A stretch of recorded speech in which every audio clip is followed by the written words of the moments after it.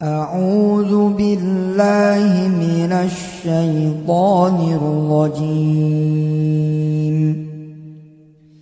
بسم الله الرحمن الرحيم.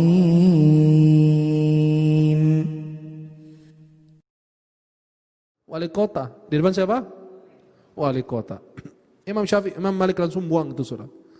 Beliau mengatakan apa? Subhanallah, maha suci Allah.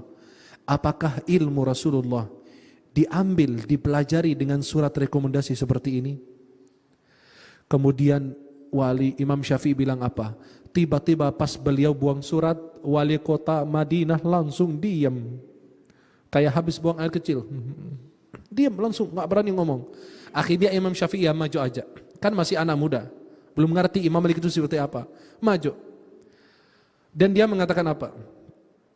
Semoga Allah memperbaiki urusanmu. Aku ini orang matlabi dari Bani Abdul Muttalib. Dia kasih tahu bahwa nasab saya bersambung dengan Rasulullah. Kasihan aku datang dari jauh. Naik bis aja 6 jam. Bagaimana beliau naik onta, naik kendaraan atau jalan kaki.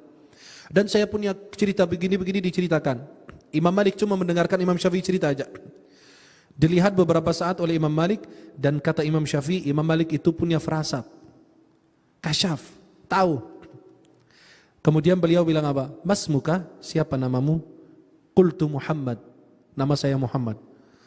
Nah Imam Malik langsung bilang apa? Belum nanya yang lain. Bertakwalah kepada Allah wahai Muhammad, dan jauhi maksiat, karena engkau akan mendapatkan posisi dalam agama yang bagus. Pertama kali dilihat, nampak langsung. Thumma qala na'am wa karamah. Kemudian nanti kamu akan mendapatkan kemuliaan apabila esok hari kamu datang dan bawa orang yang membacakan kitab untukmu. Kan ada qari itu namanya. Qari yang membacakan kitab.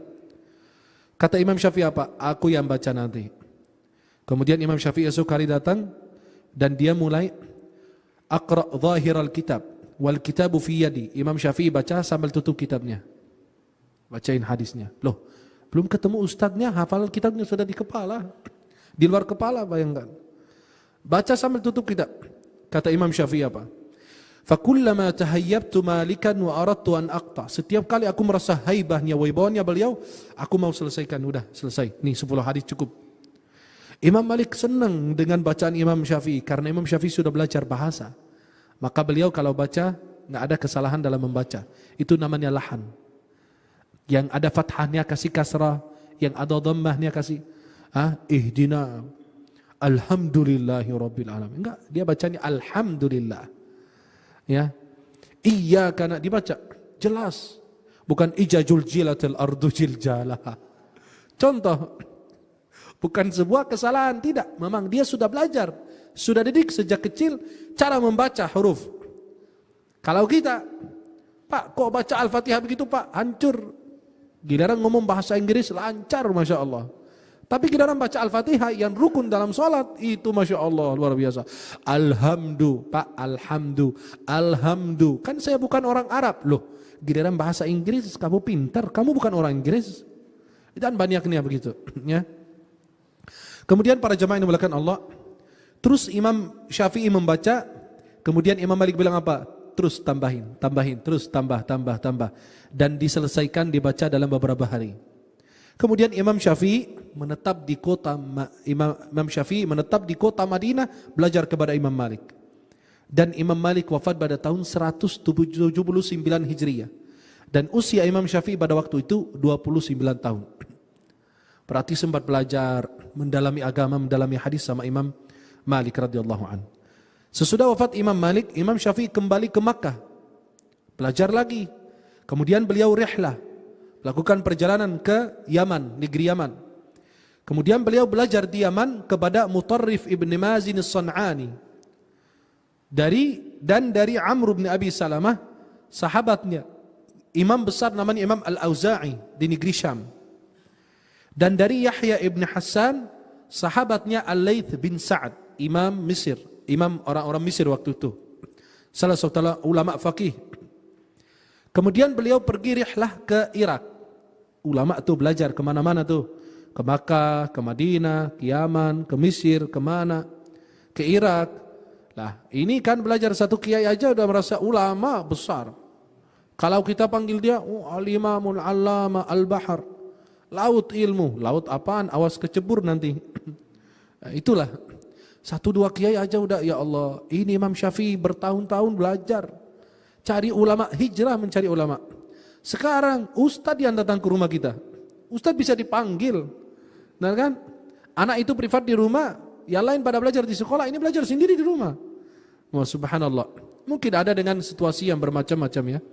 Tapi kadang-kadang anak sudah mampu ke sekolah, tapi malah belajarnya di rumah lebih malas.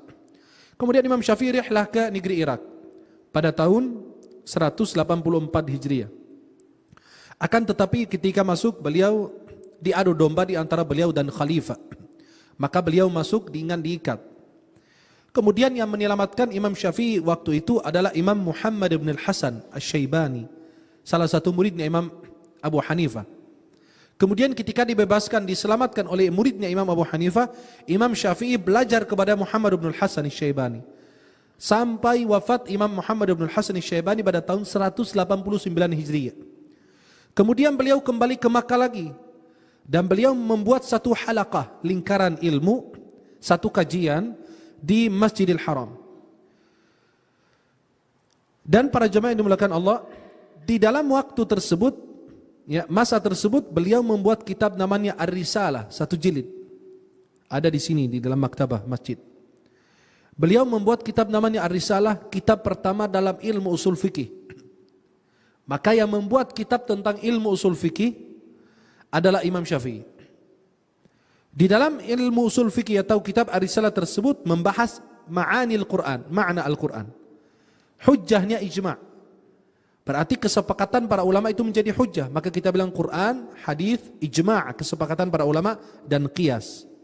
Kemudian ada nasikh dan mansukh. Ayat turun, kemudian ayat berikutnya dihapus. Apakah dihapus bacaannya, apakah dihapus hukumnya, atau dihapus dua-duanya. Kemudian nasikh mansukh ini di dalam bidang dalam Al-Quran dan hadis Rasulullah Muhammad SAW. Kemudian beliau pergi ke Irak lagi. Tapi waktunya lebih singkat, sebentar dibanding yang sebelumnya, kira-kira 2 tahun. Dan beliau membuat halaqah, lingkaran untuk ilmu agama di Baghdad, di Al-Jami' Al-Gharbi. Kemudian beliau melakukan rihlah ketiga, perjalanan ketiga ke negeri Irak, karena beliau memasuki Irak itu 3 kali. Pertama pada tahun 184 Hijriah, yang kedua 195 Hijriah, yang ketiga 198, dan ada yang mengatakan 199. Dan beliau tidak lama, cuma beberapa bulan, ada yang mengatakan 8 bulan. Kemudian beliau melakukan perjalanan ke Mesir pada tahun 199 Hijriah. Kemudian beliau pergi berjumpa dengan seorang ulama namanya Abdullah ibnul Hakam yang memuliakan Imam Syafi'i, dan beliau menetap di rumahnya sampai Imam Syafi'i wafat radhiyallahu an. Bahkan dimakamkan di dalam kuburan mereka. Dan waktu itu Imam Syafi'i menyebarkan mazhab jadid. Kan mazhab Imam Syafi'i ada 2, mazhab qadim dan mazhab jadid, mazhab lama dan mazhab baru. Mazhab lama ketika beliau di Irak, kemudian beliau mazhab baru. Loh, apakah dia punya mazhab kok berubah-berubah begitu? Karena ada ilmu tambahan buat Imam Syafi'i, maka beliau fatwa-fatwa yang sudah bertentangan atau sudah tidak ada dalilnya atau dan lain sebagainya, atau dulu beliau berpikir bahwa ini hadis sahih ternyata bukan, maka ada tambahan ilmu, maka beliau berubah. Sampai ulama-ulama menyatakan, ulama fikih, kami hari ini berfatwa, besok kami berubah lagi. Kenapa? Karena ada tambahan-tambahan ilmu. Karena seseorang itu tidak bisa menguasai semua ilmu. Maka Imam Syafi'i radhiyallahu an kira-kira di Mesir sekitar 4 tahun, ya, atau lebih daripada itu. Kemudian beliau punya halaqah, tempat kajian, dan didatangi semua orang. Di masjid di Mesir namanya Masjid Al-Fustat, yang disebut sekarang Masjid Amr bin Al-As, ada di Mesir. Sehingga wafat Imam Syafi'i pada tahun 204 Hijriah. Berarti beliau masuk Mesir, dikatakan masuk Mesir 2 kali. Terakhir kali pada tahun 199 Hijriah. Dan Imam Syafi'i wafat pada tahun 204 Hijriah. Guru Imam Syafi'i Guru-gurunya, coba perhatikan, guru-gurunya berapa? Beliau belajar di Irak, Makkah, Madinah, Mesir, dan Yaman. Dan Imam Ibnu Hajar menghitung jumlah guru Imam Syafi'i mencapai 79 guru atau 79 syekh. Yang pertama seperti antara guru-guru Imam Syafi'i, Muslim Ibn Khalid Az-Zinji, yang mengizinkan Imam Syafi'i berfatwa pada usia Imam Syafi'i 15 tahun. Usia 15 tahun sudah jadi mufti. Kemudian yang kedua Imam Malik bin Anas, yang beliau belajar kepada Imam Malik sampai wafat Imam Malik di kota Madinah. Kemudian Mutarrif ibn Mazin as-San'ani, salah satu ulama dari Yaman. Kemudian Imam Waqi' ibn al-Jarrah. Kemudian Imam Muhammad ibn al-Hasan al-Syaibani, salah satu ulama atau muridnya Imam Abu Hanifah di negeri Irak. Kemudian Imam Sufyan ibn Uyainah dan Abdullah ibn al-Mubarak. Kemudian murid-murid Imam Syafi'i dihitung jumlahnya oleh Imam Ibn Hajar mencapai 164 murid. Murid-murid yang besar. Di antaranya salah satu imam mazhab, Imam Ahmad bin Hanbal, muridnya Imam Syafi'i. Dan Al-Hasan ibn Muhammad ibn Sabah Az-Za'farani. Dan Ar-Rabi' bin Sulaiman ibn Dawud. Dan ada satu lagi Ar-Rabi' bin Sulaiman Al-Muradi. Dan Imam Ahmad Al-Qattan. Beliau salah satu guru daripada Imam Bukhari dan Imam Muslim. Dan Imam Ahmad ibn Al-Hajjaj Al-Bakri Al-Marwazi, salah satu guru atau syekh daripada Imam Bukhari radhiyallahu anhu. Keutamaan Imam Asy-Syafi'i radhiyallahu anhu. Imam Ahmad bin Hanbal mengatakan, menjelaskan hadis Rasulullah SAW bahwa setiap 100 tahun Allah kirimkan salah satu ulama yang membaharui agama Islam. Di 100 tahun yang pertama adalah Sayyidina Umar bin Abdul Aziz, khalifah. Beliau dilantik pada tahun 100 atau 101 Hijriah. Pada zaman beliau keadilan terasa kayak di zaman Khulafaur Rasyidin. Maka beliau disebut khalifah kelima. Padahal jaraknya dari Khulafaur Rasyidin ke beliau sangat jauh. Beliau ini adalah cucu daripada Sayyidina Umar bin Khattab radhiyallahu anhu. Kemudian kata Imam Ahmad bin Hanbal, dan saya mengharapkan 100 tahun berikutnya yang membaharui agama adalah Imam Syafi'i radhiyallahu anhu. Ibadahnya Imam Syafi'i, beliau membagikan malamnya 3 bagian. Yang pertama untuk berilmu dan menulis, baca kitab, menulis dan seterusnya. Yang kedua, beliau untuk salat dan ibadah-ibadah lain. Sepertiga yang terakhir untuk beliau tidur. Dan beliau menghidupkan salat malam, beliau kerjakan salat malam sampai akhir hayat beliau. Beliau mengkhatamkan Al-Quran di setiap bulan 30 kali. Dan di bulan Ramadan 60 kali. Berarti sehari berapa kali? 2 kali khatam. Alhamdulillah, kita cukup khatam juz 30 berkali-kali. Di antara tulisan atau karya ilmiah Imam Syafi'i, kitab Ar-Risalah dalam bidang usul fikih, kitab Ikhtilaful Hadith, dan kitab Ibtalul Istihsan, dan kitab Al-Um yang ditulis oleh Imam Ar-Rabi' bin Sulaiman, muridnya Imam Asy-Syafi'i radhiyallahu anhu. Maka di dalam kitabnya ada tulisan Yaqulu Syafi'i atau Qala Syafi'i. Imam Syafi'i berkata, berarti bukan Imam Syafi'i yang menulis, tapi muridnya yang menulis ketika beliau mendengarkan penjelasan Imam Syafi'i tentang mazhab baru Imam Syafi'i radhiyallahu anhu. Pendapat para ulama tentang Imam Syafi'i, Imam Malik bin Anas mengatakan, tak pernah aku datangi dari suku Quraisy melebihi dari anak muda ini, yang artinya Imam Syafi'i. Yang kedua, Muslim ibn Khalid Az-Zinji memberi izin kepada Imam Syafi'i pada usia 15 tahun untuk beliau menjadi mufti. Kemudian yang ketiga, Imam Za'farani, salah satu muridnya Imam Asy-Syafi'i, menyatakan, aku tidak pernah melihat orang seperti Imam Syafi'i, kelebihannya, kemuliaannya, ketakwaannya, kedermawanannya, dan tidak lebih alim dari Imam Syafi'i radhiyallahu anhu. Sampai Imam Ahmad menyatakan, Imam Ahmad bin Hanbal, beliau menyatakan bahwa Imam Syafi'i itu seperti matahari untuk dunia dan afiat untuk badan, kesehatan untuk badan kita. Tibalah akhir hayat Imam Syafi'i radhiyallahu anhu. Beliau di akhir hayat mengalami penyakit wasir. Sampai beliau dikatakan 4 tahun mengalami penyakit tersebut. Sampai ketika beliau naik kendaraannya, itu karena darah itu mengalir sampai kena celana, bahkan dikatakan kaus kakinya beliau. Dan beliau terus berjuang, berjihad, bersungguh-sungguh untuk terus menulis atau menukil mazhab barunya beliau dan menyampaikan agama Islam kepada kita. Terus beliau mengalami penyakit tersebut, penyakit wasir.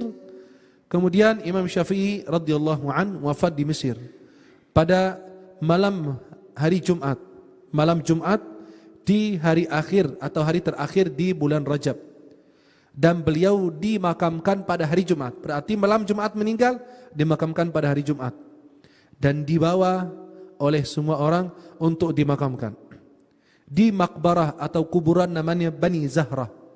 Itu kuburan Ibnu Abdul Hakam yang menerima Imam Syafi'i pertama kali ketika ke Mesir. Maka Imam Syafi'i makamnya ada di Mesir dan ada masjid khusus beliau namanya Masjid Imam Syafi'i. Di situ makam Imam Syafi'i dan kubbah terbesar di Mesir, kubbah makam Imam Syafi'i. Sebelum Anda masuk ke makam Imam Syafi'i, ada makam ulama besar mazhab Syafi'i namanya Imam Zakaria Al-Ansari. Dan di situ di setiap makam ada tulisan nama beliau, biografinya di situ dicantumkan dalam bahasa Arab. Imam Zakaria Al-Ansari, dan di dalam masuk ke keadaan ada ruangan, di situ ada makam Imam Syafi'i radhiyallahu an. Ketika salat berjamaah, mereka tutup makam agar orang tidak salat menghadap kuburan. Kemudian selesai salat berjamaah baru mereka buka untuk orang ziarah. Ziarah kuburan Imam Syafi'i maupun ulama-ulama yang lain bukan ziarah yang kita berfikir dia sujud atau meminta-minta, tidak. Mereka berdoa agar Allah jadikan Imam Syafi'i itu waliullah. Dan Allah Subhanahu wa taala jadikan kita nyusul mereka dalam keadaan Islam dan iman. Dan kita berdoa mudah-mudahan beliau ini diterima di sisi Allah. Dan ada orang-orang yang berdoa di situ. Kenapa? Beliau membaca sejarah Imam Syafi'i itu kan ulama besar, menghafal Quran usia 7 tahun, belajar hadis, belajar. Dia bertawassul meminta kepada Allah, ya Rabb, dengan kemuliaan ini, walimu ini, ulama ini, kabulkan hajat saya.